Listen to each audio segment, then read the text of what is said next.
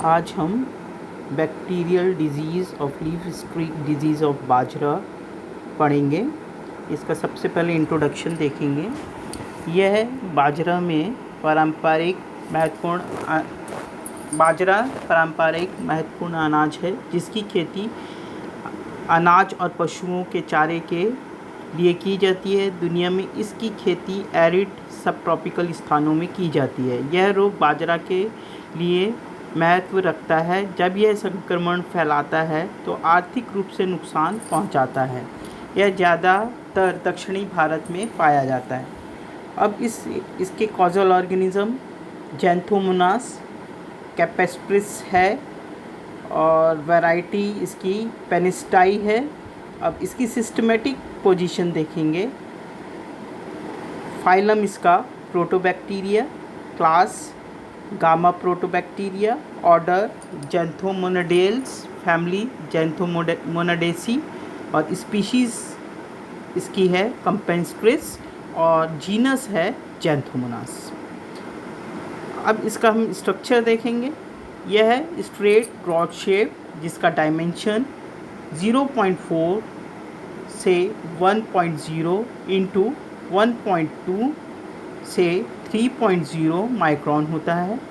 यह चलायमान होता है क्योंकि इसमें एक पोलर फ्लैजिला पाया जाता है। यदि इस रोगाणु को लैब में कृत्रिम मीडिया पर उगाया जाए तो यह पीले दानेदार कॉलोनी बनाते हैं जो धीरे धीरे उगती है। जैंथोमोनास की सभी स्पीशीज़ प्लांट्स को संक्रमित करती हैं। यह केवल प्लांट्स या प्लांट मटीरियल पर ही मिलती हैं। यह ग्राम नेगेटिव बैक्टीरिया है, चारों ओर चिपचिपे पदार्थ द्वारा घिरा रहता है। इसमें रेस्टिंग स्पोर्स नहीं बनते। सिम्टम्स देखेंगे इस डिज़ीज़ के।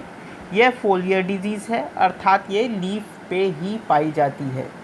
प्रारंभिक संक्रमण में अवस्था में सक्रिय इंटरविनल वाटर सोक्ड स्ट्रीक्स बनाती हैं जो 10 सेंटीमीटर लंबी होती हैं, जो प्रारंभिक अवस्था में येलो मार्जिन से घिरी रहती हैं और बाद में यह रेड मार्जिन से घिर जाती हैं। इन स्ट्रीक्स के bacterial masses minute yellow slime या म्यूसिलेज से घिर जाता है, जिससे ये येलो अंबर या कणिकाओं के समान दिखाई देता है।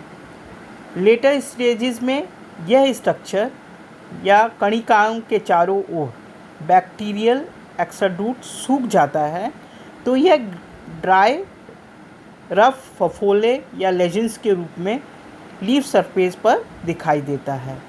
अत्यधिक संक्रमण के समय पूरी पत्ती का रंग भूरा हो जाता है और सूख कर ख़त्म हो जाती है। यह संक्रमण पौधों के बढ़ने की प्रारंभिक अवस्था में होता है, जिससे पौधा पीला, जिसमें प्री मैच्योर विल्टिंग हो जाती है। अब डिजीज़ डेवलपमेंट देखेंगे। 2 वर्ष तक मिट्टी में ये प्लांट की डेब्रीज के साथ जीवित रह सकता है और मिट्टी में 6 हफ्तों तक जीवित रह सकता है। प्लांट डेब्रीज के साथ बैक्टीरिया द्वितीय संक्रमण या सेकेंडरी इन्फेक्शन फैलाता है। यह रोग बीजों के द्वारा नहीं फैलता।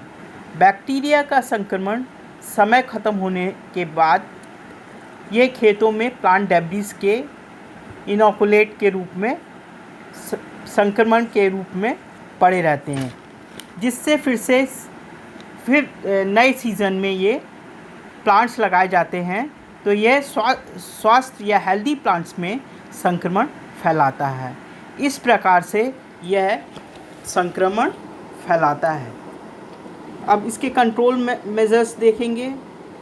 कंट्रोल मेजर्स में क्रॉप रोटेशन है पहला, दूसरा है फील्ड सैनिटेशन, तीसरा है यूज़ ऑफ रेसिस्टेंट वैराइटीज़। इनको हम पहले के वीडियोस में भी काफ़ी डिस्कशन कर चुके हैं। तो ये इस प्रकार से 3 विधियों के द्वारा इनको हम कंट्रोल कर सकते हैं।